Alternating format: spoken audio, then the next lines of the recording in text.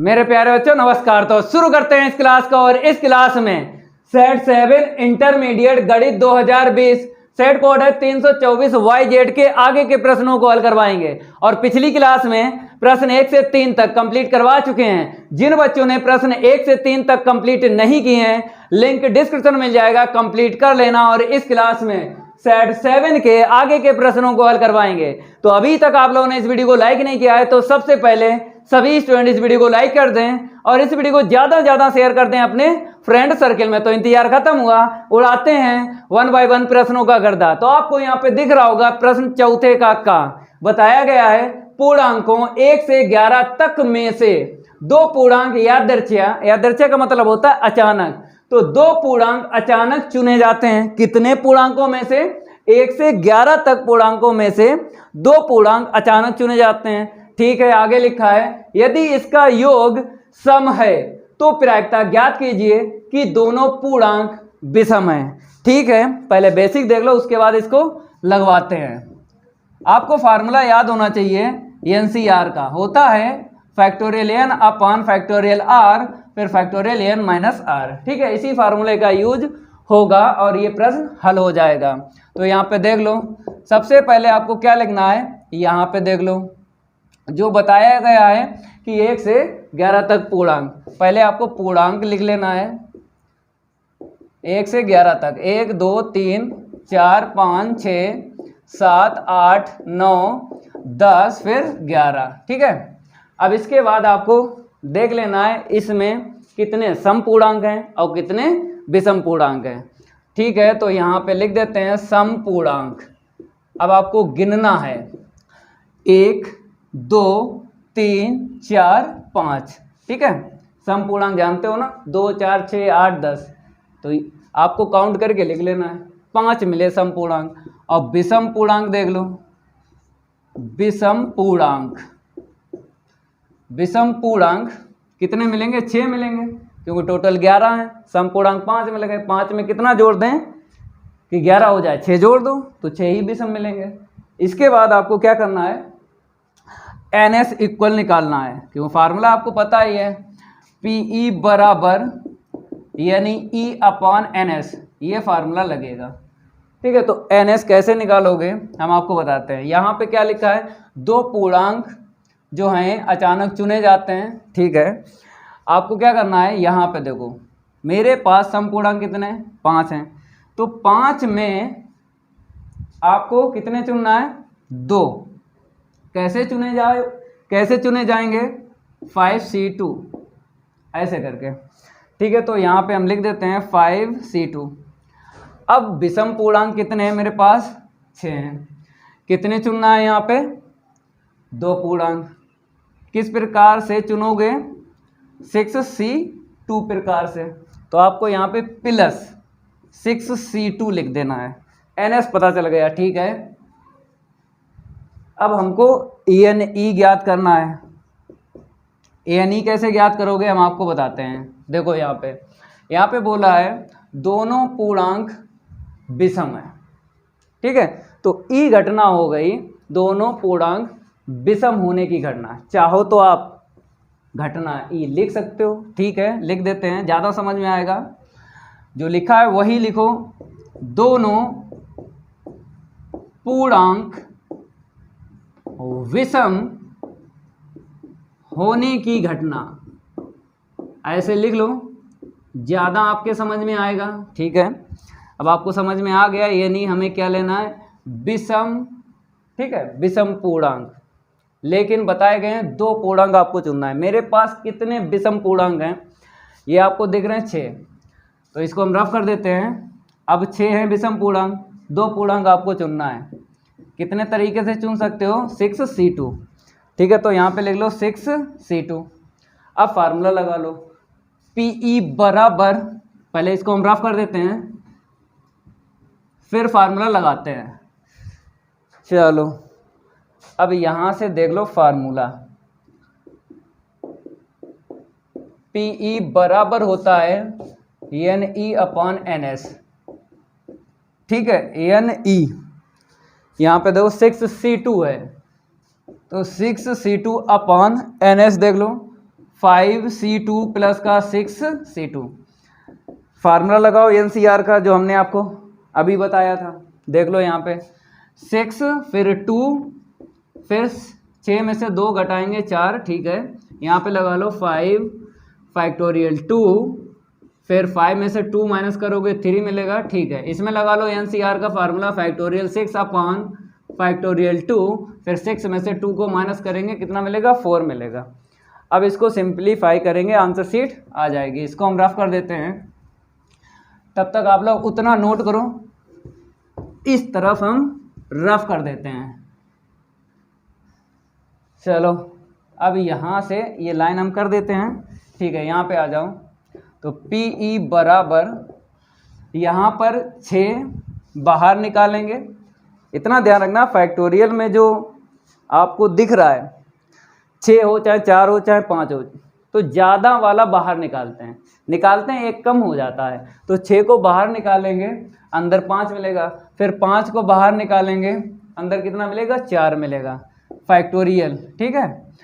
हमने इतना क्यों निकाला, क्योंकि ये जो नीचे है ना 4 फैक्टोरियल ये कट जाएगा, इसलिए हमने इतना ओपन किया फैक्टोरियल। अब इसके बाद में ये 2 जो है इसको भी ओपन कर लो, या फिर ऐसे ही रखो 2, क्योंकि यहाँ पे 2 और यहाँ पर आपको 2 कॉमन ले लेना है, कट जाएगा फैक्टोरियल 2, ठीक है। 4 तो ये चला गया, अपान में देखो कॉमन ले लो 1 अपॉन फैक्टोरियल 2 कॉमन ले लिया ना, ठीक है। अब ब्रैकेट में 5 है फैक्टोरियल और 3 है, 5 को बाहर निकालो, ज़्यादा वाले को निकालते हैं बाहर। 5 अंदर 4 मिला, 4 बाहर निकाला अंदर 3 मिला, ठीक है, क्योंकि ये फैक्टोरियल 3 से फैक्टोरियल 3 कट जाएगा, ठीक है। अब यहाँ पे आ जाओ 6 बाहर निकालो, 5 बचा अंदर, फिर 5 को बाहर निकालो अंदर 4 मिला, 4 रखेंगे क्योंकि नीचे वाला ये फैक्टोरियल 4 कट जाएगा, और फैक्टोरियल 2 हमने कॉमन ले लिया अपान में, तो ये इससे कट जाएगा। तो PE बराबर कितना आएगा, यहाँ पे देखो हमको मिला 6 गुणा 5, नीचे कितना मिला, ये कट गया, तो 5 चक्कू 20, ठीक है। और यहाँ पर गुणा ना करो क्योंकि कॉमन ले लो, 5 यहाँ पे मिल रहा है, 5 से कट जाएगा तो कॉमन ले लो 5, ठीक है। फिर बाद में हम जोड़ लेंगे 4 और यहाँ पे 6, 5 से 5 कट गया, तो PE बराबर कितना आ गया, यहाँ पे देखो 6/10 आ गया, ठीक है। अब उसको हम रफ कर देते हैं, थोड़ा और सरल करेंगे, आंसर शीट आ जाएगी। रफ करने में थोड़ा सा टाइम चला जाता, कोई बात नहीं है, मज़ा तो आ ही रहा होगा, गर्दा उड़ेगा, कोई दिक्कत वाली बात नहीं है। देखो अब यहाँ पर काटेंगे, 2 3 6 2 5 10, तो कितना मिला, 3/5 मिला। ये आंसर शीट किस में लाई करना चाहिए, इसमें लाई करना चाहिए, करेगी, ठीक है। प्रायिकता का कोई सा प्रश्न लगाओ, आंसर शीट जो निकलेगी वो इसमें ही लाई करेगी, इतना ध्यान रखना। तो 3/5 जो है इसमें लाई कर रही है, तो ये करेक्ट है, इसको नोट कर लो। अब अगला प्रश्न हल करवाते हैं, जल्दी जल्दी नोट करो इसे। मेरे प्यारे बच्चों रफ हो गया, अब आपको अगला प्रश्न देख लेना है। चौथे का गा बताया गया है, यदि वेक्टर A बराबर इतना है और वेक्टर B बराबर इतना है, तो उस त्रिभुज का क्षेत्रफल ज्ञात कीजिए जिसकी 2 भुजाओं को वेक्टर A और वेक्टर B से प्रदर्शित किया गया है, ठीक है। पहले फार्मूला देख लो, उसके बाद इसको लगवाते हैं। त्रिभुज का क्षेत्रफल होता है बराबर 1/2 vector A cross vector B का मापांक। अगर फार्मूला ना याद हो तो याद कर लेना, ठीक है। अब इसको लगवाते हैं। सबसे पहले आपको लिख लेना है दिए गए सदिश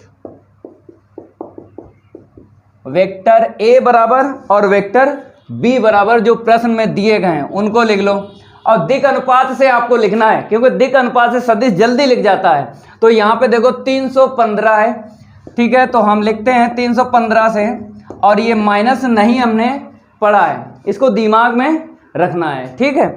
ऐसे ही आपको वेक्टर V का सदिश लिखना है, यहाँ से 121 से आपको लिख लेना है, लिख लिया ना, ठीक है। अब इसके बाद में आपको यहाँ पर देख लेना है vector A cross vector V का मान निकालना है, तो यहाँ पे लिखो 9 के बाद कामा लगाना जरूरी है, तो वेक्टर A वेक्टर V का क्रॉस आपको निकालना है, टेबल बनती है, पहली पंक्ति में आई कैप जे कैप के कैप लिखना है और दूसरी पंक्ति में वेक्टर ए के दिक् अनुपात लिखना है। यहाँ से लिख लो 315। फिर उसके बाद तीसरी पंक्ति में आपको दिक् अनुपात लिखना है वेक्टर वी के, तो यहाँ से देख लो 121। ठीक है ना। अब आपको प्रसार करना है, जिस पंक्ति में आपको आई कैप जे कैप के कैप दिखता है उसी के सापेक्ष प्रसार करना है। तो पहली पंक्ति में दिख रहा है आई कैप जे कैप के कैप, तो इसी के सापेक्ष हम प्रसार करेंगे। तो यहाँ पे लिखना पड़ेगा R1 के सापेक्ष प्रसार करने पर। ठीक है, तो देख लो, अगर चिन्ह ना याद हो तो याद कर लेना। ठीक है, साड़ी के प्लस से स्टार्टिंग होती है, फिर माइनस प्लस, फिर minus plus minus plus minus plus. ठीक है, एक जैसे चिन्ह पास पास नहीं मिलते हैं, इतना ध्यान रखना। आगे बढ़ते हैं। आई कैप आपको लिख लेना है। देखो यहाँ से प्लस उठाओगे तो पहले पद है ना, तो प्लस ना लिखो। ठीक है, आई कैप यहाँ से अवयव लिख लो। अब आई कैप की पंक्ति और स्तंभ छुपाना है। इसका इसमें इंटू करेंगे तो हमें +1 मिलेगा, फिर माइनस के बाद में 2 का 5 में गुणा करेंगे तो कितना मिलेगा, 10 मिलेगा। ठीक है, अब यहाँ से माइनस उठा लो और यहाँ से ये जे कैप उठा लिया ना। अब इसके बाद जे कैप की पंक्ति जे कैप का स्तंभ आपको छुपा लेना है। -1 का 3 में इंटू करेंगे, माइनस का 3 मिलेगा, माइनस के बाद में 1 का 5 में इंटू करेंगे तो हमको कितना मिलेगा, 5 मिलेगा। ठीक है, अब यहाँ से प्लस उठा लो और यहाँ से के कैप उठा लो। ठीक है, अब के कैप की पंक्ति और स्तंभ छुपा लेना है। देखो ऐसे करके, अब जो अभी अब दिख रहे हैं क्रॉस इंटू करके लिखना है ब्रैकेट में, तो इसका इसमें इंटू करेंगे 6 मिलेगा, फिर माइनस के बाद में इसका इसमें इंटू करेंगे तो -1 मिलेगा, तो प्लस का 1 हो जाएगा। ठीक है, एक लाइन और यहाँ पे लिख देते हैं। यहाँ पे मिलेगा माइनस का 9 आई कैप मिल जाएगा, यहाँ पर माइनस का 8 मिलेगा और माइनस माइनस प्लस हो जाएगा तो 8 जे कैप दूसरा पद मिल गया, यहाँ से 7 के कैप मिल जाएगा। अब इसके बाद आपको फार्मूला लगाना है त्रिभुज का क्षेत्रफल बराबर, जो आपको याद है। तो यहाँ पे देख लो, त्रिभुज का क्षेत्रफल बराबर 1/2 A क्रॉस B। ठीक है, इसका मापांक, इसका मान आपने निकाला है। यहाँ पे देख लो, vector A cross vector B, vector A cross vector B। अब आपको सदिश ले लेना है। ठीक है, थोड़ा यहाँ से लिखते हैं, लिख लो पहले, फिर उसके बाद मापांक निकालेंगे। माइनस का 9 आई कैप दूसरा पद है, 8 जे कैप तीसरा पद है, 7 के कैप। ठीक है, दिक् अनुपात से लिखोगे तो जल्दी लिख जाएगा। ठीक है, अब आपको पता है मापांक सदिश का कैसे ज्ञात होता है। आई कैप का गुणांक उठा लो और स्क्वायर कर लो, जे कैप का गुणांक उठा लो स्क्वायर कर लो, के कैप का गुणांक उठा लो और स्क्वायर कर लो। ठीक है, ऐसे करके मापांक निकालते हैं। अब यहाँ पे देखो 81 हो गया ना, माइनस है ना, घाते हैं अगर सम है तो प्लस का ही आएगा। आगे बढ़ते हैं। 8 का स्क्वायर 64 होता है, 7 का स्क्वायर 49 होता है। अब आपको जोड़ लेना है, जोड़ेंगे तो 1/2 रूट में कितना आएगा, 9 और 1 10 और 4 14, एक हासिल मिलेगा। 4 और 6 10, 10 और 18 और 1 19, तो 194। ठीक है, रूट में आएगा। अब 194 अगर रूट से बाहर निकलता है तो निकालेंगे। ठीक है, देख लो यहाँ पे 2 से काट लो, 2 9 18, 2 7 14, फिर 3 से 97 कटेगा। बताओ, रूट से बाहर नहीं निकलेगा। ठीक है, रूट से बाहर नहीं निकलेगा, आप गुणनखंड कर सकते हो। तो नहीं निकलेगा, आपको ऐसे ही लिख देना है वर्ग इकाई। मात्रक क्या होता है, क्षेत्रफल का वर्ग इकाई। ठीक है, ये कंप्लीट हो गया, इसको नोट कर लो। अब अगला प्रश्न हल करवाते हैं, जल्दी नोट करो इसे। मेरे प्यारे बच्चों, रफ हो गया। अब आपको अगला प्रश्न देख लेना है, चौथे का घ। बताया गया है फलन f(x) बराबर x² - 1 के लिए अंतराल 3,5 में लैग्रेंज के मध्यमान प्रमेय को सत्यापित कीजिए। ठीक है, सबसे पहले आपको क्या लिख लेना है, फलन। तो इसका हल यहाँ पे देख लो, आपको दिख रहा होगा यहाँ पे f(x) बराबर x² - 1। तो आपको यहाँ पे लिख लेना है, दिया गया फलन f(x) बराबर x² - 1। अब आपको फलन का नाम लिख लेना है।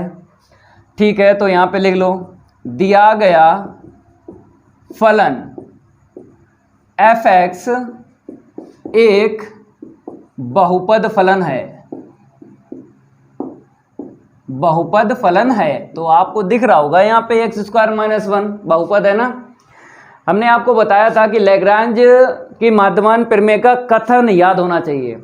कथन में हमने आपको 6 फलन लिखवाए थे। अगर ये फलन जो आपको दिख रहा है बहुपद, 6 फलन में से अगर ये फलन मिल जाता है तब आपको डायरेक्ट ही दोनों शर्तें लिख लेना है।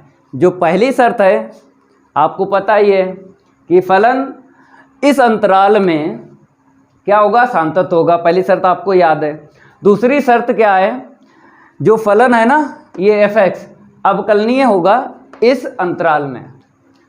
तो यहाँ पर बहुपद फलन दिख रहा है, जो 6 फलन लिखवाए थे उनमें से मिल गया, तो डायरेक्ट ही आपको लिख देना है दोनों शर्तें। नंबर फर्स्ट यहाँ पे लिख लेना है f(x) कामा अंतराल लिख लो 3,5 में सांतत है।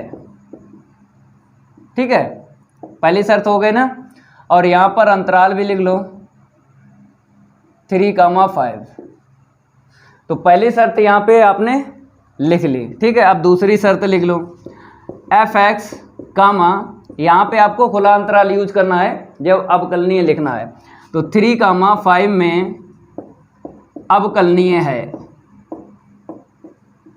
3,5 में अवकलनीय है। तो यहाँ पे चेक नहीं करेंगे, सांतत और अवकलनीय है, डायरेक्ट ही आपको लिख देना है। क्योंकि आपको पता है जितने बहुपद फलन होते हैं वो पहले से क्या होते हैं, सांतत होते हैं और अवकलनीय होते हैं, इतना ध्यान रखना है। अब आपको क्या करना है, सी का मान निकालना है। लेकिन इससे पहले आपको एक लाइन लिखना पड़ेगी। क्या लिखना पड़ेगी, एक लाइन देख लो। उपरोक्त शर्तों में जैसा लिखा है वैसा ही लिखना है आपको। लैग्रेंज की माध्यमान, यहाँ पे माध्यमान लिखना है क्योंकि यहाँ पे मध्यमान लिखा है। ठीक है, आपको पता है ये जब हमने कथन लिखवाया था रोले की प्रमेय और लैग्रांज की प्रमेय का, तो माध्यमान बताया था। ठीक है, तो यहाँ पे लिखना है माध्यमान। तो आपको समझ में आ रहा होगा, उपरोक्त शर्तों में लैग्रांज की माध्यमान प्रमेय सत्यापित होती है। ये लाइन आपको लिखना पड़ेगी,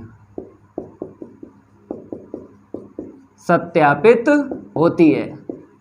इतना लिखने के बाद में C का मान निकालने के लिए एक फार्मूला होता है, f' बराबर f(b) माइनस का f(a) upon b minus a। ठीक है, अब आपको यहाँ पे देख लेना है f' कैसे निकालोगे, आपको अवकलन करना है इसका। तो 2x आएगा क्योंकि 1 का हो जाएगा 0, 2x आएगा। और यहाँ पे क्या है, c है, तो x को चेंज करना है किससे, c से। तो हम यहाँ पे लिख देते हैं 2c। ठीक है, f' है ना, 2c लिख दिया। अब बराबर में आपको लिखना है, ये दिख रहा है b और a। मेरे प्यारे बच्चों यहाँ पे देखो, ये अंतराल है, ये a होता है और ये b होता है। कहने का मतलब है जो बड़ा मान मिलेगा वो हमेशा b आपको लेना है, जो छोटा मान मिलेगा अंतराल में उसको a लेना है। इतना ध्यान रखना, क्योंकि यहाँ पर जो आपको दिख रहा है नीचे b माइनस a हमेशा धनात्मक ही निकलेगा, तभी आपको b का मान बड़ा लेना है और a का मान छोटा लेना है, क्योंकि नीचे धनात्मक चाहिए। हमेशा हर प्रश्न में आपको मिलेगा लैग्रांज की माध्यमान प्रमेय में धनात्मक ही मिलेगा। ठीक है, b का मान देख लो, यह 5 है और a का मान कितना है, 3 है, रख दो। अब नीचे रख लो 5 माइनस का 3, देखो धनात्मक ही मिलेगा और मिला भी है। तो 2c बराबर, बाद में नीचे वाला लिखेंगे, पहले ऊपर देख लो, यह 5 का मान यहाँ से आपको निकाल लेना है। तो x² माइनस 1 है, तो क्या करना है, यहाँ पे 5 है तो 5 का स्क्वायर माइनस 1। ठीक है, ऐसे करके आपको लिखना है। फिर माइनस, अब इसके बाद f3 का मान यहीं से निकालना है। तो क्या करना है, x के स्थान पे ये 3 रखना है, 3 का स्क्वायर माइनस 1। ठीक है, अब अपान में देख लो कितना मिला हमें, 2 मिला। ठीक है, 2c बराबर, यहाँ पे कितना हुआ, 5 25। ठीक है, 1 माइनस करो 24 मिला, 3 का स्क्वायर 9, 9 में से 1 गया 8 बटा 2। तो 2c बराबर, अब आपको घटा लेना है, 14 में से 8 जाएंगे 6 मिलेगा। ठीक है, अपान में 2 आपको रख देना है। इसके बाद आपको कट्टा पिट्टी कर लेना है, 2 अट्ठे 16। तो यहाँ पे देख लो 2c बराबर 8 आया। ठीक है, काट लो फिर, तो c बराबर कितना आया, 4। 2 से काट लिया 8, 4 आया। अब ये सी का मान जो 4 आया है, खुले अंतराल में आपको देख लेना है 3 और 5 के बीच में ही मिलना चाहिए। अगर ये सी का मान जो निकला है 3 और 5 के बीच में नहीं मिला है तो छोड़ देना है, लेकिन आपको दिख रहा होगा 3 और 5 के बीच में ही सी का मान मिला है, तो ये करेक्ट आंसर शीट है, कंप्लीट हो गया है। इतना ही आपको लिखना है जब भी आपको मिल जाए लैग्रांज की माध्यमान प्रमेय का प्रश्न। ठीक है, ये कंप्लीट हो गया। अब अगला प्रश्न हल करवाते हैं, जल्दी नोट करो इसे। मेरे प्यारे बच्चों रफ हो गया। अब आपको अगला प्रश्न देख लेना है 5वें का बताया गया है सिद्ध कीजिए कि इतना बराबर इतना। ठीक है, तो आपको साड़ी लेके चलना है और इतनी आंसर शीट निकाल देना है, लेकिन कुछ हम आपको बेसिक बता देते हैं। आपको साड़ी तो लेके चलना ही चलना है। कब प्रसार करते हैं, कब ऑपरेशन का यूज करते हैं, पहले आपको ये सीख लेना है। मेरे प्यारे बच्चों, अगर आपको साड़ी की आंसर शीट सिंगल पद की मिल जाए तब आपको साड़ी का प्रसार करके आंसर शीट निकाल देना है। अगर साड़ी की आंसर शीट आपको मिल जाती है 2 या 2 से ज़्यादा पद की, या फिर 2 या 2 से ज़्यादा ब्रैकेट आपको मिल जाते हैं, तब आपको साड़ी में ऑपरेशन यूज करके आंसर शीट निकालना है। तो आपको यहाँ पे ब्रैकेट कितने दिख रहे हैं या कितने पद दिख रहे हैं? अगर बात करें यहाँ पे पहला पद और दूसरा पद, ठीक है, तो 2 पद दिख रहे हैं और हमने आपको क्या बताया 2 या 2 से ज़्यादा पद मिल जाते हैं तब आपको साड़ी में ऑपरेशन यूज करके आंसर शीट निकालना है। 2 या 2 से ज़्यादा बताया तो यहाँ पे 2 पद दिख रहे हैं, तब आपको ये साड़ी लेके चलना है, ऑपरेशन यूज करके ये आंसर शीट निकालना है। समझ में आ गया? कब प्रसार करते हैं, कब ऑपरेशन यूज करते हैं, ये जानकारी आपको होना चाहिए। ठीक है, समझ में आ गया होगा। अब देख लो, हमको क्या करना है, LHS लेके चलना है। पहली पंक्ति के अवयव लिख लो, तो x प्लस a फिर v फिर c। दूसरी पंक्ति के अवयव लिख लो a x प्लस का v c, ठीक है ना। अब तीसरी पंक्ति के अवयव लिख लो a v x plus c। अब आपको करना क्या है, ऑपरेशन यूज करना है। ऑपरेशन अपने पास से यूज नहीं करते हैं, आंसर शीट को देखकर पंक्तियों को जोड़ते या घटाते हैं, या फिर स्तंभों को जोड़ते घटाते हैं, यही करना होता है। ठीक है, तो अगर आपको x मिल जाए, ऑपरेशन यूज ऐसे करना है, x मिल जाए या फिर x plus a plus b plus c मिल जाए, मतलब 2 हैं पद, 2 में आपको एक ना एक मिल जाएगा। देखो x स्क्वायर डायरेक्ट तो मिलेगा नहीं, क्योंकि ऑपरेशन यूज करके x 1 मिलेगा, फिर ऑपरेशन यूज करोगे फिर दूसरा x मिलेगा, तब x स्क्वायर मिलेगा, डायरेक्ट x स्क्वायर नहीं मिलेगा। तो मेरे प्यारे बच्चों देख लेंगे कि हमें x मिलेगा ऑपरेशन यूज करके, या फिर x plus a plus b plus c पहले मिलेगा। तो अगर हम बात करें पहले स्तंभ की, देख लो पहले स्तंभ के अवयव आपको दिख रहे हैं, दूसरे स्तंभ के भी अवयव दिख रहे हैं, तीसरे स्तंभ के भी अवयव दिख रहे हैं। अगर हम दूसरे स्तंभ के अवयव और तीसरे स्तंभ के अवयव यहाँ पर जोड़ दें पहले स्तंभ में, तो ये मिल जाएगा सबसे पहले। जैसे b और c को हम दे देंगे पहले वाले अवयव को, तो x plus a plus b plus c मिल जाएगा। जब आपने b और c दिया तो आपको ये 2 अवयव भी देना पड़ेंगे और ये भी देना पड़ेंगे, हर एक अवयव को। तो जब देंगे तो दूसरा अवयव भी x plus a plus b plus c मिलेगा, तीसरा अवयव भी मिल जाएगा x plus a plus b plus c। ठीक है ना, समझ में आ गया होगा। तो ऑपरेशन ऐसे यूज करो कि आंसर शीट आपको मिल जाए। हमने पहले ही बताया ऑपरेशन अपने पास से यूज नहीं करते हैं, आंसर शीट देख कर ही आपको जोड़ना घटाना पड़ता है। तो यहाँ पे जोड़ना है, देख लो यहाँ पे, और ऑपरेशन यहाँ पे लिखना है C1 tense to C1 plus C2 plus C3। ये 3 वाला ऑपरेशन है, ये 3 वाला ऑपरेशन एक ही यूज होता है। अगली जो भी लाइन में आपको अवयव लिखना है, किसी भी पंक्ति या फिर किसी भी स्तंभ, किसी भी पंक्ति या फिर किसी भी स्तंभ के 3 वाला ऑपरेशन एक ही यूज होता है। 2 वाले ऑपरेशन जो होते हैं एक साथ 2 यूज हो जाते हैं, लेकिन 3 वाला एक ही यूज होगा। ठीक है, तो यहाँ पर C1 C2 C3 के अवयव जोड़ना है और C1 में लिखना है। इसका मतलब क्या होता है, C1 टेंस टू का मतलब यही होता है जो भी यहाँ पे काम करना है वो C1 में लिखना है पहले स्तंभ में।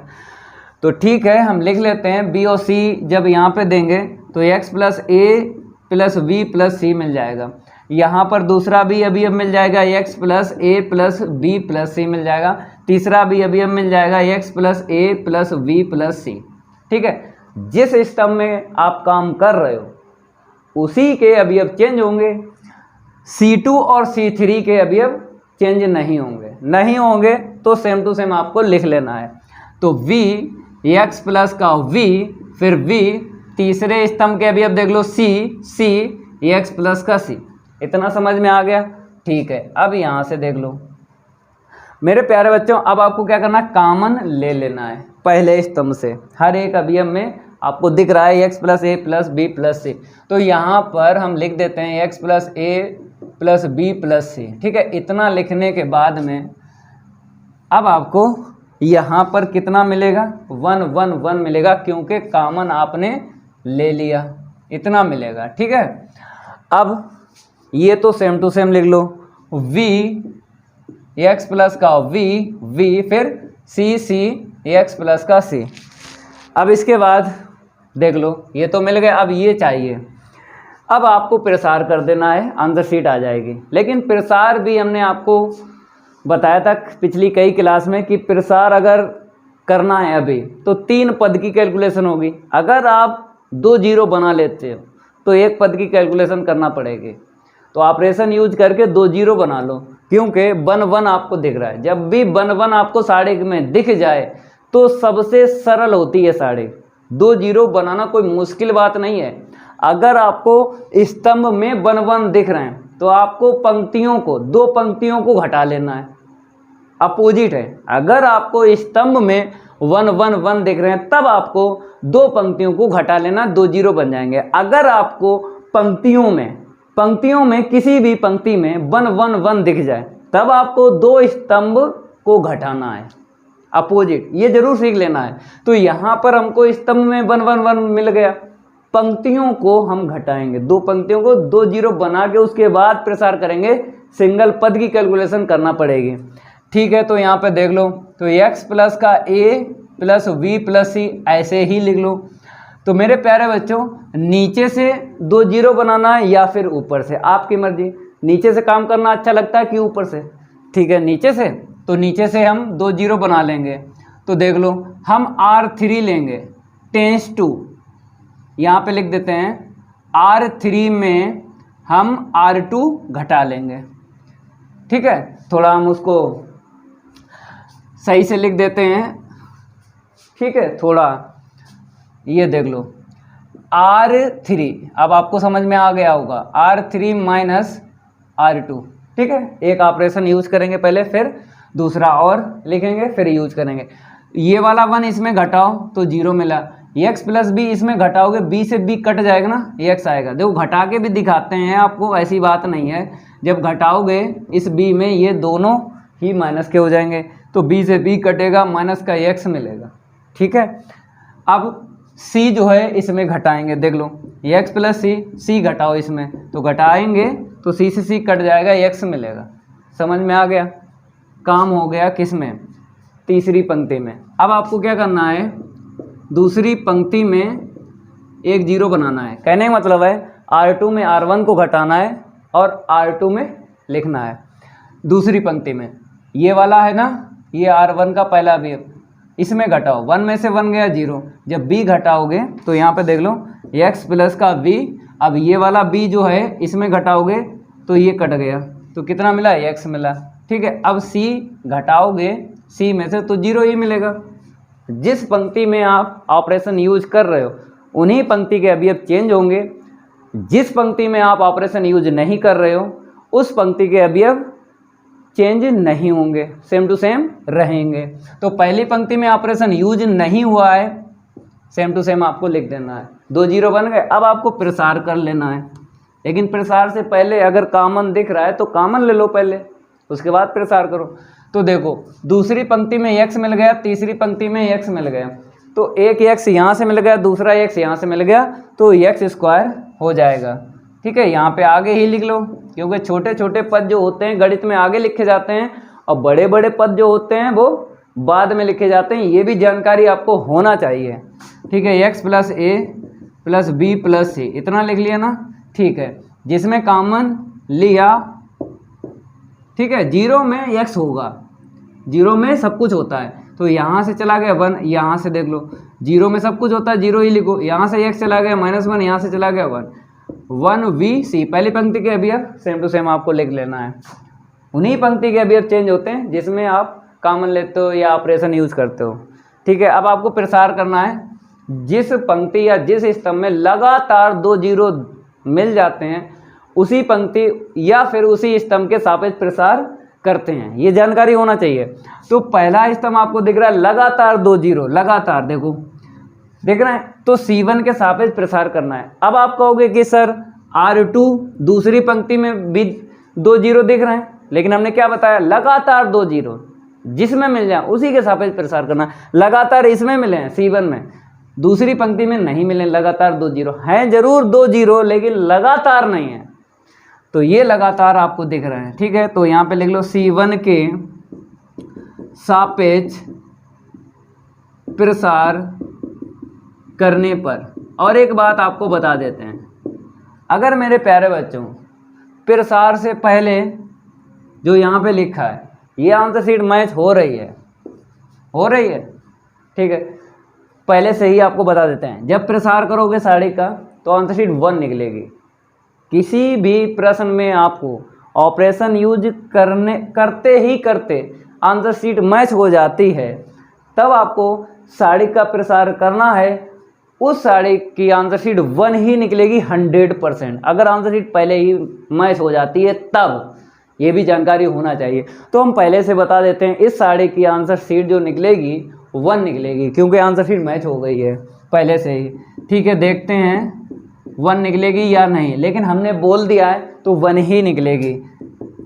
पहले इसको लिख लो, अब प्रसार कर लो, देखो 1 ले लिया, इसकी पंक्ति इसका स्तंभ छपा लो, 1 का 1 में इंटू करेंगे 1 मिलेगा, माइनस के बाद में इसका इसमें इंटू करो, तो चाहे प्लस का 0 लिखो यहाँ पे, चाहे माइनस का 0 लिखो, कोई दिक्कत नहीं है।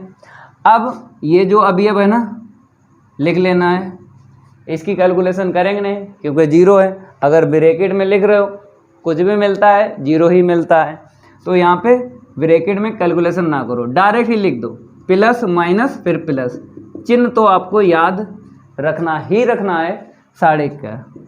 ठीक है, तो x² x प्लस का a plus b plus c, तो हम पहले से ही आपको बता चुके हैं कि 1 ही निकलेगी, तो इस ब्रैकेट से 1 ही मिला है।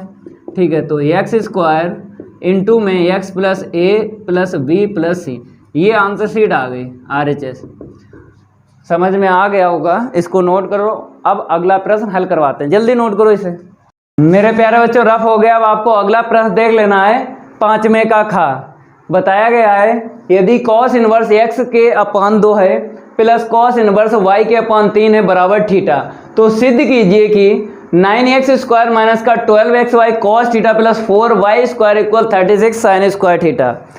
ठीक है, तो आपको इतना लेके चलना है, ये दिख रहा है, और यदि आपको पता ही है जब भी प्रश्न में लिखा होता है यदि, तो उसका मतलब आपको पता है दिया है, होता है। तो सबसे पहले आपको यही लिख लेना है दिया है, या आपको लिख लेना है दिया गया समीकरण, समीकरण भी बोलते हैं इसको, यहाँ से लेके यहाँ तक। ठीक है, तो cos इनवर्स x के बटे 2 प्लस का cos इनवर्स y के बटे 3 बराबर थीटा। ठीक है, तो बराबर के मेरी तरफ आपको दिख रहा होगा cos इनवर्स x के बटे 2 प्लस cos इनवर्स y के बटे 3। ठीक है, फार्मूला तो याद होगा, यूज करेंगे cos inverse x plus cos inverse y का। अगर नहीं याद है तो यहाँ पे हम लिख देते हैं cos इनवर्स x प्लस का cos इनवर्स y होता है बराबर cos इनवर्स, अगर मेरे प्यारे बच्चों यहाँ पे प्लस है, ठीक है, तब आपको माइनस यूज करना है, अगर माइनस है तो प्लस, इतनी तो जानकारी आपको है। ठीक है, रूट में लिख लो 1 माइनस x², फिर दूसरे रूट में लिख लो 1 माइनस y²। ये फार्मूला आपको यूज करना है बराबर के मेरी तरफ। ठीक है, समझ में आ गया होगा, तो हम यूज करेंगे तो cos इनवर्स, ठीक है, इसका इसमें इंटू करो क्योंकि x का इंटू y है, तो x के बटे 2 वाई के बटे 3, ठीक है। फिर माइनस रूट में आपको लिखना है 1 माइनस यहाँ पे एक्स स्क्वायर है, मेरे पास क्या है एक्स के बटे 2 है, तो एक्स के बटे 2 का स्क्वायर कर लेना है। फिर दूसरे रूट में 1 माइनस वाई स्क्वायर है, मेरे पास क्या है वाई के बटे 3 है, तो वाई के बटे 3 का स्क्वायर लिख देना है। अब बराबर क्या है थीटा है। अब मेरे प्यारे बच्चों हमको यहाँ पे दिख रहा है साइन स्क्वायर थीटा, यहाँ पे कॉस थीटा, तो मेरे प्यारे बच्चों अगर ये कॉस इनवर्स है इसको दे दे तो कॉस थीटा मिल जाएगा। समझ में आ रहा होगा। अगर यहाँ पर इनवर्स है स्थान चेंज करेंगे तो इनवर्स हट जाता है, अगर इनवर्स नहीं है स्थान चेंज करते हैं तो इनवर्स लग जाता है। लेकिन अगर यहाँ पे इनवर्स है तो चेंज करेंगे स्थान तो इनवर्स हट जाएगा, ठीक है। इसको उस तरफ भेज देंगे और ये जो दिख रहा है इसकी कैलकुलेशन करेंगे तो कितना मिलेगा x वाई के बटे 6 मिल जाएगा। यहाँ पे इंटू करेंगे तो x वाई के बटे 6 माइनस यहाँ पे देख लो 1 माइनस एक्स स्क्वायर बटे 4 मिलेगा, ठीक है। और दूसरे रूट में क्या मिलेगा 1 माइनस वाई स्क्वायर बटे 9 और बराबर में कॉस थीटा। इतना समझ में आ गया। अब आपको करना क्या है 10th में आपने द्विघात समीकरण पढ़ा होगा, तो द्विघात समीकरण में क्या होता है कि अगर आपको सिंगल पद मिल जाए रूट का, सिंगल या 2 पद मिल जाते हैं रूट, तब आपको क्या करना होता है दोनों पक्षों का वर्ग करके कैलकुलेशन को आगे बढ़ाते हैं, यही सीखा है ना। तो यहाँ पर क्या है रूट वाला जो पद है उसको अकेला छोड़ना है, क्योंकि जब दोनों पक्षों का वर्ग करेंगे रूट हट जाएगा, क्योंकि आंसर शीट में हमको रूट नहीं चाहिए। तो रूट वाले एक तरफ कर लेना है, इसको इस तरफ कर लेना है जिसमें रूट ना हो, तो ये इसमें रूट नहीं है इसमें नहीं है तो पक्षांतर करके बराबर के मेरी तरफ लिखो। अब बराबर में इसको उस तरफ लिखेंगे तो माइनस है तो ये हो जाएगा प्लस का पद हो जाएगा, ठीक है। इतना आपको करना है। इसके बाद आपको पता है रूट का पद अलग कर लिया, रूट कैसे हटेगा दोनों पक्षों का वर्ग करने पर हटेगा। कैलकुलेशन को आगे बढ़ाना है तो आपको वर्ग करना पड़ेगा, ठीक है। तो यहाँ पे लिख देते हैं दोनों पक्षों का वर्ग करने पर, दोनों पक्षों का वर्ग करेंगे तो x वाई के बटे कितना है यहाँ पे 6 माइनस का कॉस थीटा का होल स्क्वायर बराबर में हमें पता है कि वर्ग से रूट हट जाता है तो हटा लेंगे ऐसे करके, ठीक है ना। अब मेरे प्यारे बच्चों आपको करना क्या है यहाँ पर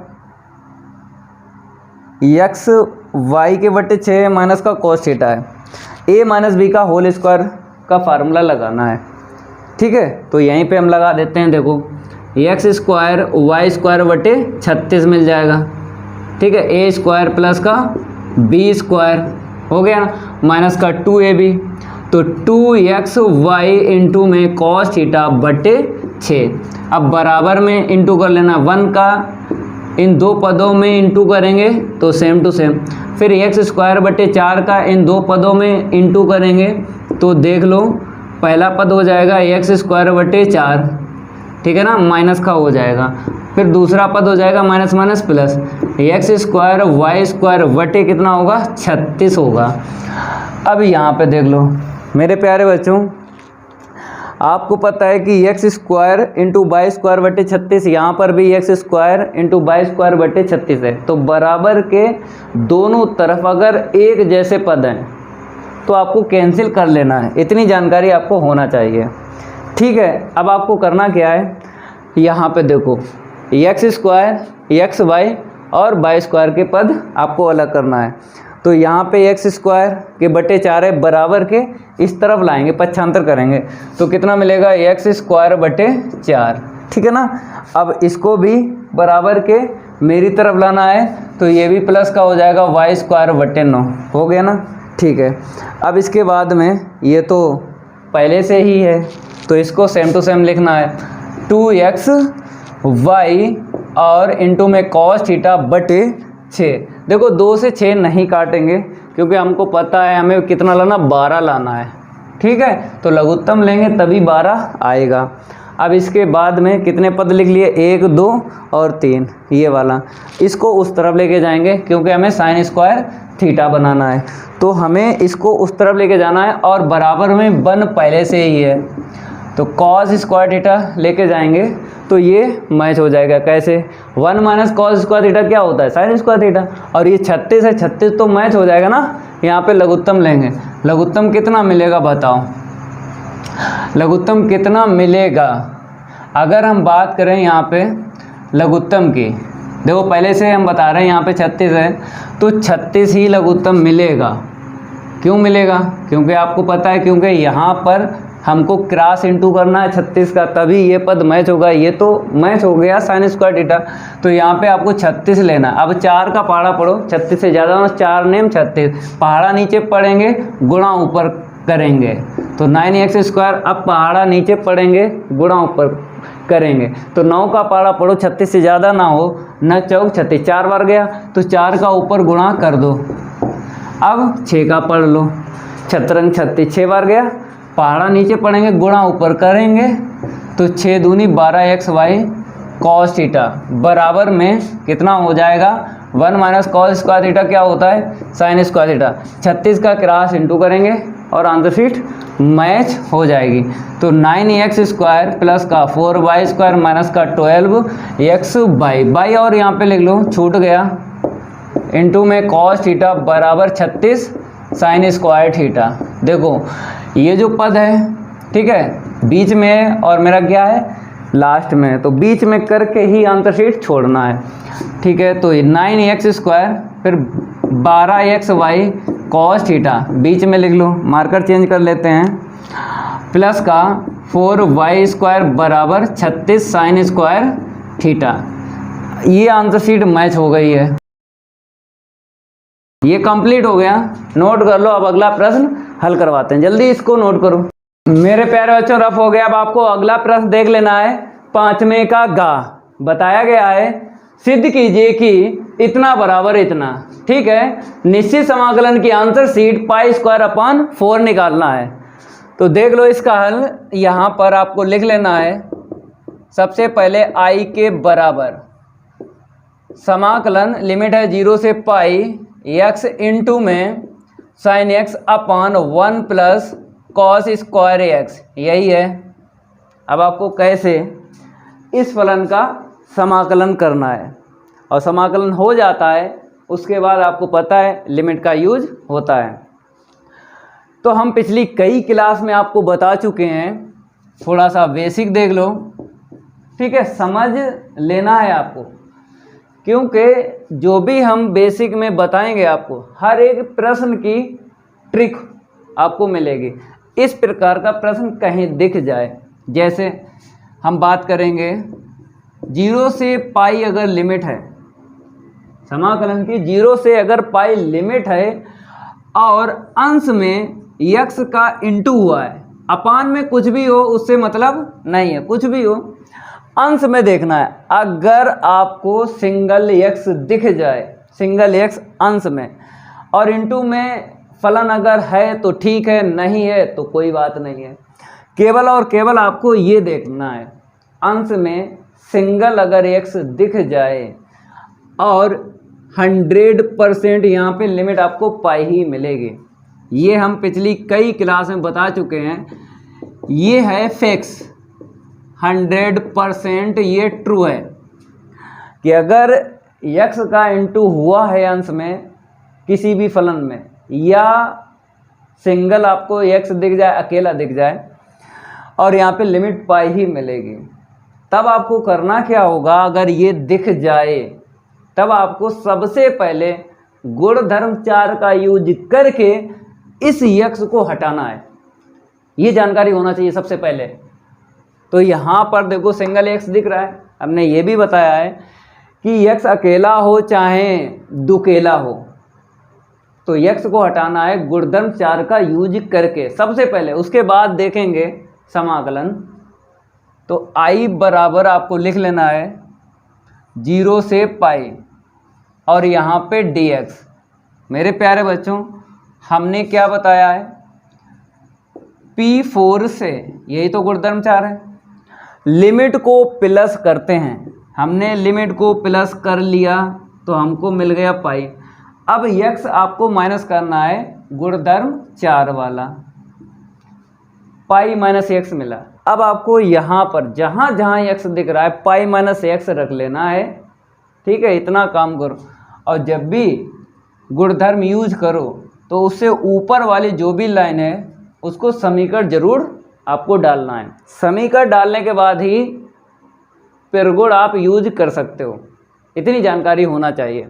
तो x है कितना लिखेंगे, पाई माइनस एक्स हमने लिख दिया, ठीक है। यहाँ पर भी लिख दो साइन पाई माइनस एक्स, ठीक है। यहाँ पर भी लिख दो, यहाँ पे cos square pi minus x, ठीक है। अब ये तो ऐसा ही रहेगा, इसको चेंज करेंगे, इसको और इसको। तो देख लो 0 से pi limit same to same रहेगी, तो पाई माइनस एक्स। ये बताओ साइन 180 अंश माइनस थीटा क्या होता है, साइन थीटा होता है, लेकिन मेरे पास एक्स है, एक्स लिख लेना है। 1 plus cos 180 minus theta, minus का कॉस थीटा होता है, लेकिन घाते हैं 2, सम है तो प्लस का ही होगा। तो आपको जैसे का तैसा लिख देना है और इसको dx। फिर इसके बाद आपको समीकरण नंबर 2 डालना है। अब आपको पता है कि जब हम जोड़ेंगे समीकरण 1 व 2 को, वैसे भी आपको पता है कि P4 के बाद समीकरण 1 और 2 को जोड़ते हैं, ऐसा बच्चे कहते हैं। लेकिन हम आपको बता दें कि गुणधर्म 4 के बाद में जो समीकरण बनता है 2, तो ऐसा नहीं है कि समीकरण 1 और 2 को 100% जोड़ा जाता है, ऐसा नहीं है। जोड़ते कब हैं और कब नहीं जोड़ते हैं, इसकी जानकारी हम आपको बता देते हैं। जोड़ते तब हैं, गुणधर्म 4 का यूज करते हैं, जोड़ते तब हैं समीकरण को जब कुछ कटता हो या कोई फार्मूला बनता हो, तभी जोड़ते हैं, वैसे नहीं जोड़ते हैं। नहीं तो स्टूडेंट चीखते रहते हैं कि जैसे ही गुणधर्म 4 का यूज होता है तो समीकरण जुड़ते हैं, ऐसे बच्चे कहते हैं। तो उन बच्चों से हम यही कहना चाहते हैं कि जोड़ते कब हैं कब नहीं है, इसकी जानकारी आपको होना चाहिए, जो हमने आपको जानकारी दे दी है। कटता हो या कोई फार्मूला बनता हो तभी जोड़ते हैं, ठीक है। तो यहाँ पर x को काटना है ना, तो जोड़ना है आपको समीकरण 1 व 2 को। जोड़ने पर हम जोड़ेंगे बराबर के मेरी तरफ i प्लस आई, ठीक है। बराबर देख लो 0 से पाई और dx, मतलब समाकलन और dx एक बार लिखना है, इतना ध्यान रखना है। बराबर के उस तरफ कॉमन एक बार, जो चेंज है उसको आप जोड़ना है। तो यहाँ से देख लो x साइन x मिल गया, अपान में 1 प्लस का कॉस स्क्वायर x मिल गया। अब यहाँ पे आ जाओ, पाई माइनस एक्स है, इंटू में साइन x है, अपान में 1 प्लस कॉस स्क्वायर x, ठीक है। अब ये मजला ब्रैकेट लगा लो, लगा लिया ना। अब कॉमन ले लो, sine x upon 1 plus cos square x common मिल जाएगा। फिर उसके बाद में x जो है कैंसिल हो जाएगा। पहले इसको हम रफ कर देते हैं, हो गया रफ। अब यहाँ से देख लो, तो i बराबर मीन्स 2i बराबर लिखना है 0 से पाई, लिख लिया, ठीक है। तो हम क्या करेंगे, x plus pi minus x हमने कॉमन ले लिया। क्या कॉमन लिया, साइन x अपान 1 प्लस का कॉस स्क्वायर x, ये कॉमन हमने ले लिया, ठीक है। अब x प्लस का x माइनस का कट गया ना। सबसे पहले यही हमने आपको बताया था, x को काटना है, ठीक है, कट गया। अब कितना आएगा, पाई आगे कर लो, 0 से पाई क्या बचा, sign x upon 1 plus cos square x, ठीक है। अब देखो, आपने प्रश्नावली 7-4 पढ़ी होगी, फार्मूले याद होंगे। 2 पद होते हैं, नीचे दोनों पे घातें 2 होना चाहिए, यहाँ पे हो जाएंगे, यहाँ पर भी हो जाएंगे, लेकिन अंश में अचर होना चाहिए। 7-4 की बात है, तो अंश में अचर नहीं है, तो अचर बनाने के लिए cos x को t मानना है और ये मैच हो जाएगा। प्रतिस्थापन विधि का यूज करेंगे प्रश्नावली 7.2 में, जब हमने आपको पढ़ाई थी या नहीं NCERT की बुक में, ठीक है। तो यहाँ पर आपको प्रतिस्थापन विधि यूज करना है, लेकिन उससे पहले कुछ आपको सीख लेना है।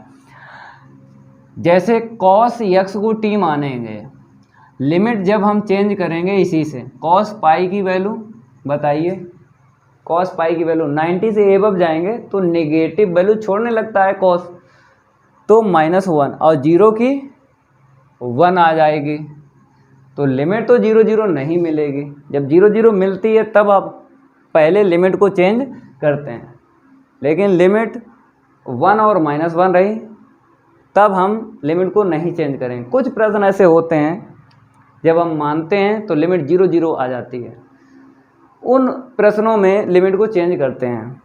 गुणधर्म कौन सा है बताइए, जो लिमिट चेंज होती है गुणधर्म है P6, लेकिन यूज नहीं होगा यहाँ पे, यही यूज करो प्रतिस्थापन विधि, ठीक है। मान लेंगे हम, इसको सही से लिख देते हैं, मान लेते हैं cos x को t, ठीक है। अब इसका अपकलन करो माइनस का sin x dx बराबर dt, ये देखो मिल गया ना, मैच हो गया, ठीक है। जब प्रतिस्थापन विधि यूज करते हो तो दो मान रखना पड़ते हैं, एक ये वाला और जो मैचिंग हुई है, और मैचिंग में एक्स्ट्रा जो भी है वो dt को देते हैं, जितना मिलेगा बराबर के मेरी तरफ लिखना है। sin x dx मिला तो हम क्या करेंगे, sin x और dx लिखेंगे, अदर जो भी एक्स्ट्रा है dt को देंगे, माइनस है तो माइनस हमने dt को दे दिया, ठीक है। माना है तब आपको क्या करना है, लिमिट और चेंज करना है। तो जब x बराबर अपर लिमिट पाई है, यहाँ से लिमिट चेंज होती है, जब और तब से लिमिट चेंज करना है, जब और तब से। तो यहाँ पर x दिख रहा है, रख लो cos पाई बराबर t, तो मेरे प्यारे बच्चों cos पाई का मान होता है -1, ठीक है। फिर आपको लिखना है जब x बराबर 0, तब रखो यहाँ पे, तो cos 0 बराबर t, ठीक है। यहीं पे चेंज कर लेते हैं, cos 0 का मान 1 होता है, लोअर लिमिट मिली 1 और अपर लिमिट मिली -1, तो 2i बराबर पाई 1 से -1, ठीक है। अब ये रख लो यहाँ पे माइनस का dt, अपान में cos x को t माना, यहाँ पे रख लो तो 1 + t²। अब आपको इतनी जानकारी होना चाहिए, जैसे a से b है तो मेरे प्यारे बच्चों v होता है बड़ा, a होता है छोटा, तो यहाँ पे क्या दिख रहा है, छोटा ऊपर है बड़ा नीचे है, ठीक है। तो आपको गुणधर्म कौन सा यूज करना है बताइए, जो लिमिट ऊपर से नीचे, नीचे वाली ऊपर हो जाती है और ऊपर वाली नीचे, बताइए P1 है, ठीक है। 2i बराबर हम क्या करेंगे, जब ऊपर नीचे करते हैं माइनस आता है, -1 नीचे 1 ऊपर, और माइनस का dt अपान 1 प्लस का t², तो यहाँ पे लिख दो P1 से गुणधर्म यूज़ किया, माइनस माइनस प्लस हो जाएगा पाई और -1 से 1, और dt अपान 1 प्लस का t²।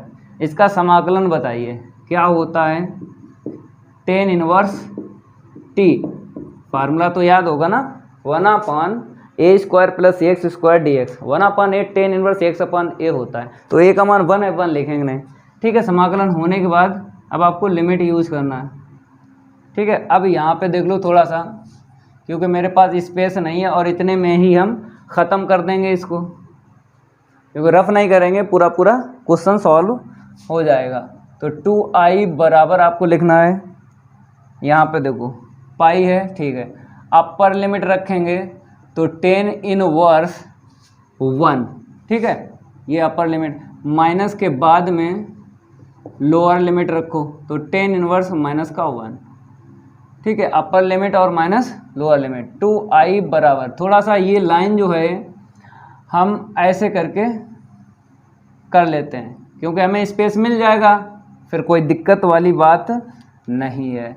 तो 2i बराबर, पहले तो हम क्या करेंगे, माइनस बाहर निकालेंगे, बाद में मुख्य मान निकालेंगे, माइनस माइनस क्या हो जाएगा, बाहर निकालेंगे प्लस का हो जाएगा, ठीक है। 2i बराबर जोड़ लो, ये सेम टू सेम पद है ना, तो 2 हो जाएगा, मीन्स 2 tan इनवर्स 1, ठीक है, 2 से 2 चला गया तो I बराबर पाई।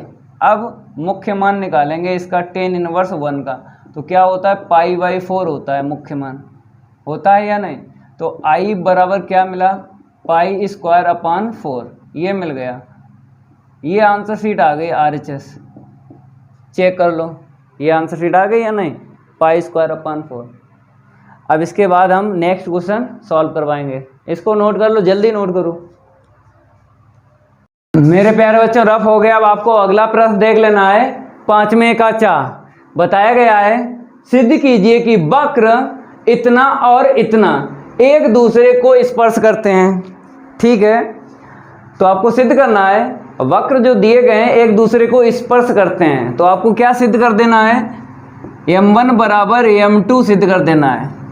m1 प्रवणता पहले वाले वक्र से आपको निकालना है, m2 प्रवणता दूसरे वाले वक्र से निकालना है, और आंसर शीट सेम निकलेगी।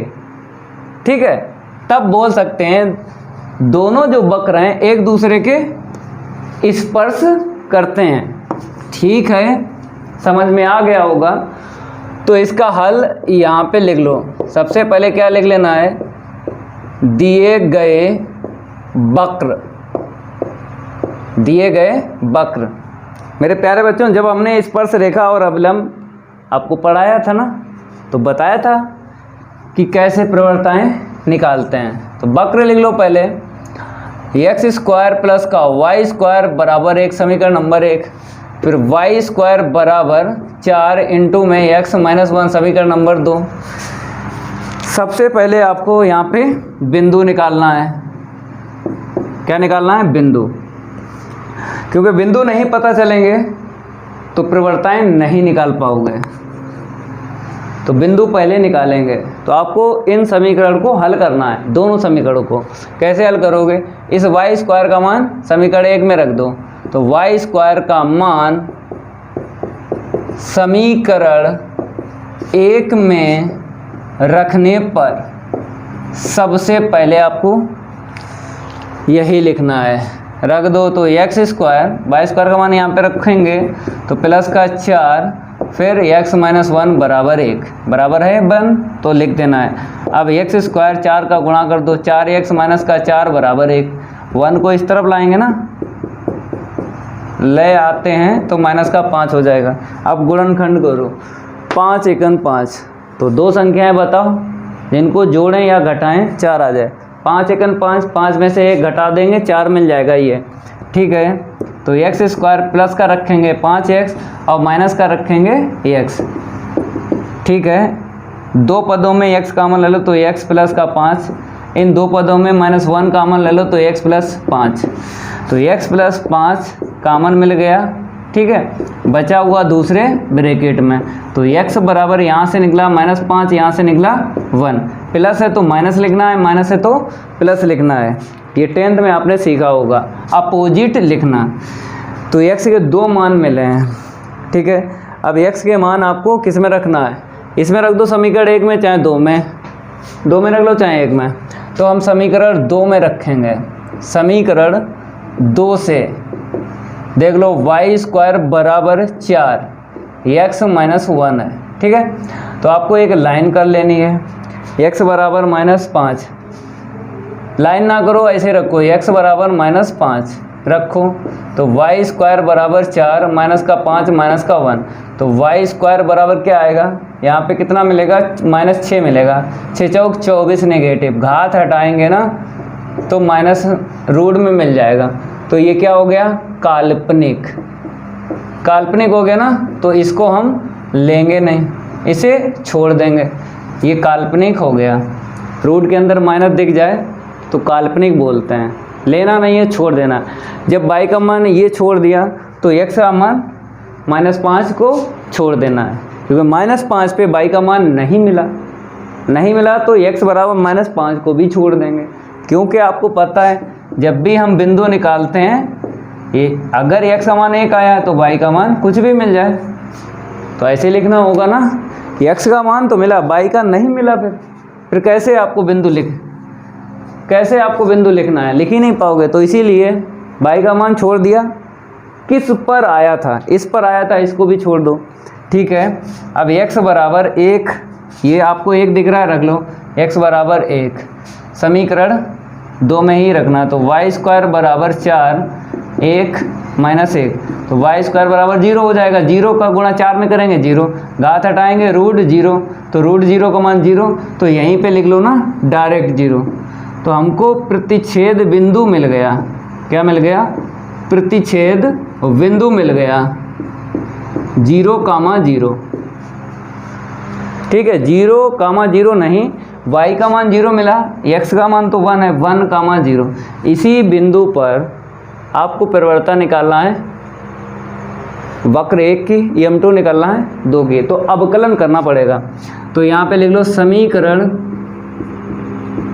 1 से अवकलन करेंगे, अवकलन x के सापेक्ष कर लो, 2x प्लस का 2y dy अपॉन dx बराबर हो जाएगा 0, अचर पद का क्या होगा 0। अब यहाँ पे देख लो, तो इसको उस तरफ लेके जाएंगे तो इस तरफ मिलेगा 2y dy अपॉन dx बराबर में माइनस का 2x, 2 से 2 कैंसिल हो जाएगा, तो dy अपॉन dx बराबर क्या आएगा, माइनस x के बटे बाई। अब इस बिंदु पर निकालेंगे प्रवणता, तो बिंदु 1,0 पर प्रवणता, केवल इतने लिख दो, ठीक है, ये भी ठीक है। प्रवणता यहाँ पे लिख दो, प्रवणता m1 बराबर dy अपॉन dx, इसके वेस में मीन्स सफिक्स में आपको 1,0 लिखना है, ठीक है। dy अपॉन dx का मान कितना आया है, माइनस x अपॉन बाई, रख लो, x का मान मिला है 1, ठीक है, और y का मान 0, तो यहाँ पे मिल गया माइनस इनफाइनाइट मिल गया, ठीक है ना, ओके। अब बिंदु निकालेंगे यहाँ पे, ये लेना है, समीकरण 2 ले लो, अवकलन करेंगे, कर लो अवकलन, तो वाई स्क्वायर का 2y हो जाएगा और dy अपॉन dx बराबर में 4 मिलेगा, x का 1, 1 का 0, तो 4 एकम 4, ठीक है। dy अपॉन dx के बराबर कितना आएगा, 2 दूनी 4, तो 2 के बटे y लिख दो। अब बिंदु पर प्रवणता निकालेंगे, बिंदु पर क्या निकालेंगे, प्रवणता निकालेंगे। तो मेरे प्यारे बच्चों, बिंदु 1,0, तो dy अपॉन dx बेस में रख लो 1,0, रखो यहाँ पे 2 के बटे, क्या लिखना है, 2 के बटे आपको लिखना है, यहाँ पर y है, y का मान 0, तो इनफाइनाइट आ गया, इनफाइनाइट, और यहाँ पर क्या आ गया, माइनस इनफाइनाइट। मेरे प्यारे बच्चों, हमने क्या बोला था कि m1 और m2 के मान बराबर आना चाहिए। मेरे प्यारे बच्चों, अगर हम आपसे ये बात करें, ये माइनस इनफाइनाइट है, ये प्लस इनफाइनाइट है, ठीक है, तो माइनस इनफाइनाइट और प्लस इनफाइनाइट में कोई अंतर आपको दिख रहा है, माइनस इनफाइनाइट है, प्लस इनफाइनाइट है। तो मेरे प्यारे बच्चों, अगर आप लोग चाहो तो यहाँ पर, क्योंकि अलग अलग मान आया है, हमको निकालना है बराबर, क्योंकि यहाँ पे बोला है सिद्ध कीजिए, तो ये मान तो अलग अलग आए हैं, तो हम आपको बताते हैं इसकी कैलकुलेशन कैसे करोगे। देखो, थोड़ा सा देख लो, -1 है ना, नीचे दे दो, दे दिया ना, ठीक है, -0 प्लस 0, अब तो ठीक है, ऐसे कर लो, वो भी ठीक था, ये भी ठीक है, क्योंकि हमें यही निकालना है, m1 और m2 के मान बराबर।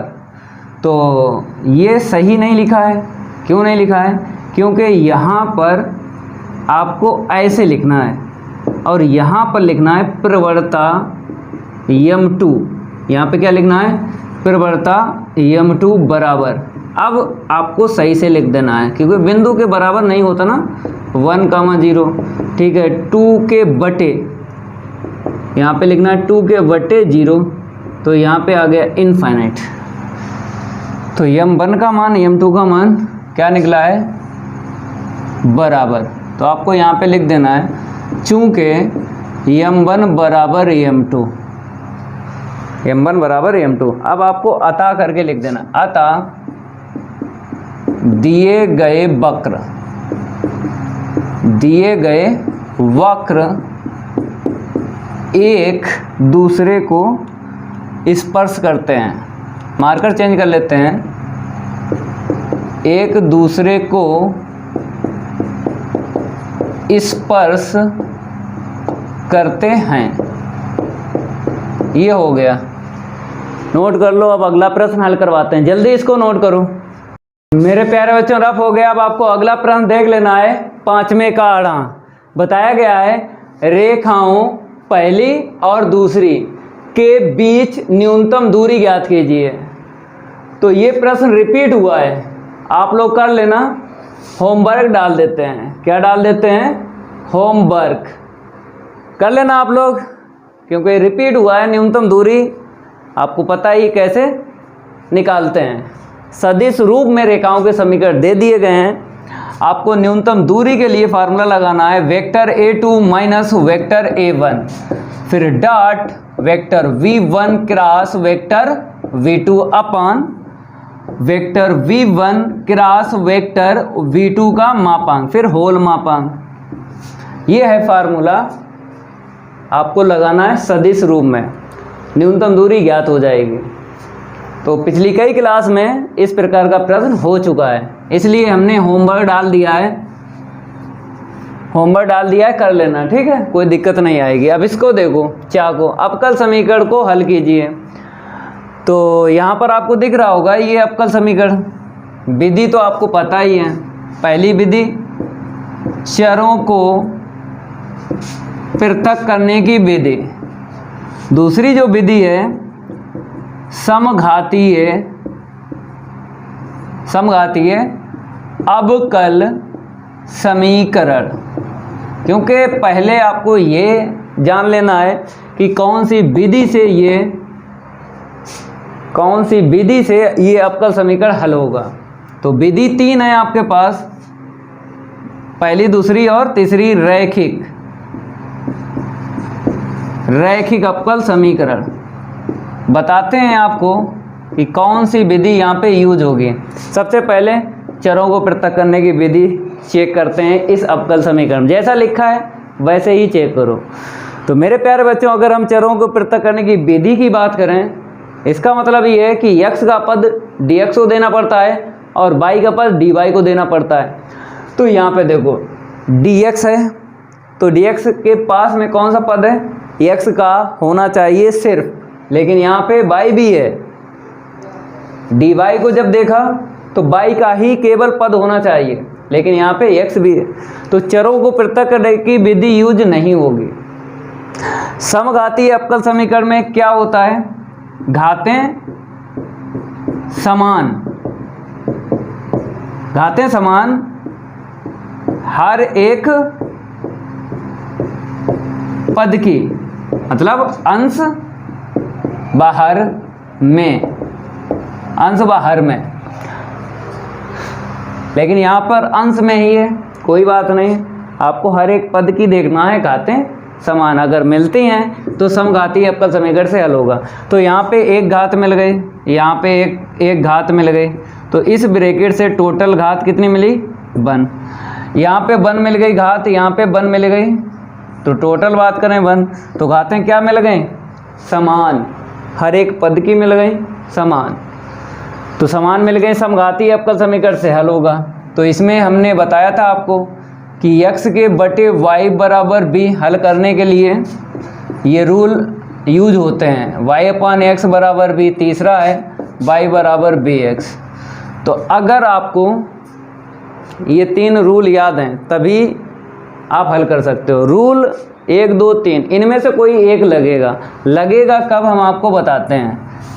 सबसे पहले आपको इसका हल लिखना है और dy/dx ज्ञात करना है। क्या ज्ञात करना है, dy/dx पहले।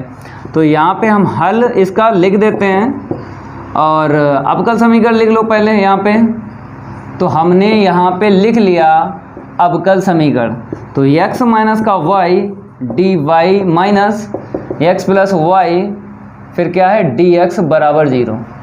तो यहाँ से हम क्या करेंगे, dy/dx का मान निकालेंगे। पहले इसको उस तरफ लेके चलेंगे तो इतना मिलेगा। अब dx को dy के नीचे लिख लो, लिख लिया, बराबर में x प्लस का y के बटे x minus y, dy upon dx निकाल लिया। अब रूल यूज करेंगे, अगर आपको x के बटे y दिख जाए अंश या हर में, तब आपको पहला रूल यूज करना है, लेकिन अंश में x के बटे y नहीं है, हर में नहीं है, तो पहला रूल नहीं यूज होगा। अब दूसरा देखो, y के अपॉन x आपको अंश में अलग देखना, हर में अलग देखना है, कहीं दिख रहा है नहीं दिख रहा है, तो ये रूल यूज नहीं होगा। जब ये दोनों रूल यूज नहीं होते हैं तब आपको तीसरा रूल यूज करना है हल करने के लिए। ठीक है, तो यहाँ पे लिखना पड़ेगा हल करने के लिए y बराबर vx। ठीक है, आपको पता है इसके बाद अवकलन करते हैं तो dy अपॉन dx, यहाँ पे फर्स्ट और सेकंड लगाते हैं, फर्स्ट और सेकंड लगाते हैं। तो फर्स्ट को ऐसे रखेंगे, सेकंड का अवकलन 1 होता है, लिखेंगे नहीं, सेकंड को ऐसे रखेंगे, फर्स्ट का अवकलन b का dv अपॉन dx। ठीक है, इतना आपने कर लिया और आपको इतनी जानकारी होना चाहिए मेरे प्यारे बच्चों। इसको हम रफ कर देते हैं, फिर आगे बढ़ते हैं। आपको इतनी जानकारी होना चाहिए कि यहाँ पर जो है ना समीकरण 1 डालना है, मतलब समीकरण 1 में क्या होगा, पहले 2 मान रखना पड़ेंगे आपको, एक y का और एक dy अपॉन dx। इतनी जानकारी होना चाहिए। ठीक है, तो यहाँ पे लिख लो, ये मान समीकरण 1 में रखने पर, तो समीकरण 1 में हम रखेंगे y का यहाँ पे रखना है और सबसे पहले dy अपॉन dx रखो ये, तो v plus x dv upon dx। अब बराबर में देख लो, जहाँ पे y है bx रखो, तो x तो ऐसे ही रखेंगे, bx हो गया, पहला पद दिख रहा है x at it is, y को bx। मान रखने के बाद हमने बताया था जब हमने पढ़ाई आपको समघाती अवकल समीकरण, तो बराबर के उस तरफ हमने आपको बताया 100% चर x कैंसिल होता है, यहाँ पर भी होगा कैंसिल, x कॉमन ले लो तो 1 प्लस का y, अंश में ले लिया कॉमन, हर में ले लो, ये कट गया। ये जानकारी होना चाहिए स्टेप बाय स्टेप, क्योंकि चाहे एक प्रश्न लगा लो चाहे 1 लाख लगा लो, समघाती अवकल समीकरण तो ये स्टेपें सेम होती हैं, ये बस जाती हैं जब आप प्रैक्टिस करोगे। ठीक है ना, तो इस तरफ क्या बचा, 1 प्लस का v और बटे में 1 माइनस का b, यही बचा। अब बराबर किसके चल रहा था, v plus x dv upon dx। अब इसके बाद क्या होता है, जब चर कैंसिल हो जाता है क्या होता है, b को पक्षांतर किया जाता है। इतनी जानकारी होना चाहिए आपको। तो इसको ऐसे लिखेंगे, b को पक्षांतर करेंगे, पक्षांतर करने के बाद में लघुत्तम लिया जाता है, ले लो, तो 1 माइनस का b, इसका इसमें इंटू करेंगे तो माइनस का b होगा और माइनस माइनस प्लस का b स्क्वायर, ये कट गया, तो ऊपर मिला 1 प्लस का v स्क्वायर अपॉन मिला 1 माइनस b, बराबर चल रहा है x dv अपॉन dx है। अब इसके बाद आपको पता है लघुत्तम लेने के बाद में अंश बटे हर में जो भी बचेगा, इसके बाद अगली लाइन होगी व्युत्क्रम की, इतना ध्यान रखना, व्युत्क्रम से तो dx ऊपर पहुंचेगा, x dv नीचे आएगा, 1 माइनस b ऊपर पहुंचेगा अपॉन में 1 प्लस b स्क्वायर। इसके बाद आपको पता है व्युत्क्रम लेने के बाद में चरों को पृथक करने की विधि यूज होती है समघाती अवकल समीकरण, तो यहाँ पे यूज हो जाएगी। तो यहाँ पे लिख लो, चरों को पृथक करने की विधि, तो चरों को पृथक करने की विधि यूज होगी। चलो उतना नोट करो, इसको हम रफ कर देते हैं, इस तरफ इसको भी रफ कर देते हैं। आप लोग नोट करना है, पहले इसको हम रफ कर देते हैं फिर हल करते हैं। मेरे पास स्पेस नहीं है इसीलिए हमने प्रश्न को भी हटा दिया। चलो, चरों को पृथक करने की विधि का मतलब है ये b का पद जो दिख रहा है अंश बटे हर में dv दे दो और इस तरफ क्या रहेगा, x रहेगा, तो 1 माइनस का v अपॉन 1 प्लस का v स्क्वायर और dv। इसके बाद आपको क्या करना है, दोनों पक्षों का चरों को पृथक करने की विधि यूज होने के बाद में दोनों पक्षों का समाकलन होता है, तो दोनों पक्षों का समाकलन करने पर, दोनों पक्षों को क्या करने पर, समाकलन करने पर। ठीक है, सिंबल दे दो, बराबर के मेरी तरफ, बराबर के उस तरफ, ये लो। अब देखो यहाँ पर क्या होता है, इसका तो हो ही जाएगा, एक घात में लोगे, इसे सीखो। अगर इसका अपकलन कर दें, अंश का मिलता है, अंश में जो है लॉग के आगे लिख देते हैं। ये जानकारी हमने आपको बताई थी जब समाकलन पढ़ाया था। अपकलन करो, 1 का हो गया 0, b स्क्वायर का 2b, तो मिला है 2b। तो ऊपर b तो मिला है लेकिन 2 नहीं है, और वो भी प्लस का। तो क्या करना है आपको, -2 का गुणा करना है, -2 का भाग देना है, और इसका समाकलन कर लो। यहाँ पे हम क्या करेंगे, -2 का भाग दे दिया और -2 का गुणा कर दिया। माइनस का 2 आ जाएगा, प्लस का 2b अपॉन 1 प्लस का b स्क्वायर dv। ये रूल है, जब हर का अपकलन करते हैं, अगर अंश का मैच हो जाता है तो लॉग के बाद में लिख देते हैं, लेकिन मैच नहीं हुआ है, मैच अब आपको करवाना है, उसके बाद लॉग के बाद में लिखना है। तो देखो कैसे मैच होगा, जितना मिला है अपकलन होने के बाद जितना मिला है, इसके बटे आपको इतना लिखना है। कहने का मतलब है 2b के बटे अलग से 1 प्लस b स्क्वायर लिखना है। तो -1/2 लघुत्तम वापस दे दो, माइनस का 2 के बटे, या फिर पहले लिख लो इसको 2b अपॉन 1 प्लस का b स्क्वायर, इसको बाद में लिख लो निगेटिव का, -2 अपॉन 1 प्लस b स्क्वायर। हमने लघुत्तम वापस दे दिया। ठीक है, अब बराबर के मेरी तरफ आपको इतना लिखना है एट इट इज। यहाँ पे देखो 2 पद हैं, इसका तो हो ही जाएगा, लेकिन पहले अलग अलग कर लो, अलग अलग कर लो। ये माइनस माइनस प्लस का हो जाएगा 1/2, इसमें 2 आगे कर लो, इसमें क्या कर लो, 2 आगे कर लो, और इसका समाकलन 1/1 प्लस b स्क्वायर dv। ठीक है, 2 आगे कर लिए ना, तो ये कट गया, इसका हो ही जाएगा। क्यों, इसका अपकलन किया, ये मिल गया, तो नीचे वाले का अपकलन करेंगे। अगर ऊपर वाला मिलता है तो लॉग के बाद में नीचे वाले को लिख देते हैं। इसका हो जाएगा, इसका यहाँ पे फार्मूला लग जाएगा a square plus x square का लग जाएगा। ठीक है, अब इस तरफ आ जाते हैं, थोड़ा सा लॉन्ग है, आपको देख लेना है। इसको हम रफ कर देते हैं, ये आपने नोट कर लिया होगा।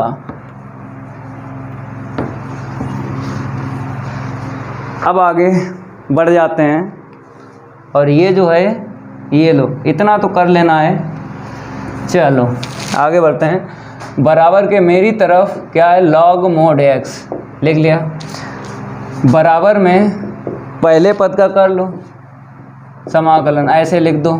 log के जितने फार्मूले हैं मापांक में आपने याद किए हैं, नहीं याद किए याद कर लेना, मापांक में log के जितने फार्मूले हैं लिख दिया हमने नीचे वाले को log के बाद में। अब आ जाइए यहाँ पे, प्लस 1 स्क्वायर प्लस का b स्क्वायर। ठीक है, इसका फार्मूला बता देते हैं, dx upon a square plus x square होता है 1/a tan inverse x upon a।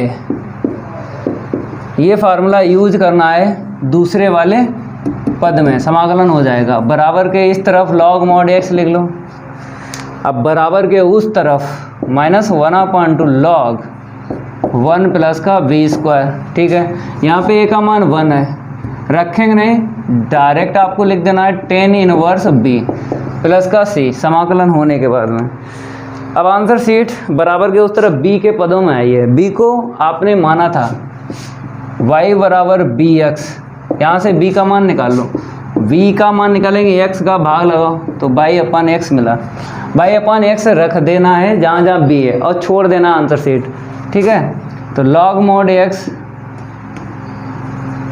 बराबर -1/2 log 1 प्लस का y square upon x square plus का tan inverse y upon x, और प्लस का c, जहाँ जहाँ b है आपने रख लिया। ठीक है, रख लिया, आंसर शीट छोड़ देना है, क्योंकि अवकल समीकरण को हल करना है। ठीक है, तो उसके आंसर शीट मैच नहीं करते हैं, समाकलन हो जाए छोड़ दिया करो। और b का मान अगर यहाँ पे रखना पड़े तो रख दो, समाकलन होने के बाद छोड़ दिया करो। अगर बी का मान रखना है तो रख के छोड़ देना है।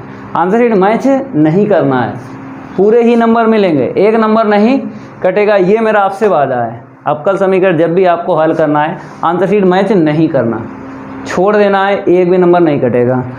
तो यहाँ पर हमने प्रश्न 5 तक कंप्लीट किए हैं 324 YZ के। अब आगे की क्लास में हम लाएंगे इसके आगे के प्रश्न। अगर ये मेरी क्लास अच्छी लगी हो तो वीडियो को लाइक कर देना है और इस वीडियो को ज़्यादा से ज़्यादा शेयर कर देना अपने फ्रेंड सर्कल में। मिलते हैं अगली क्लास में, आज के लिए इतना ही काफ़ी है, धन्यवाद।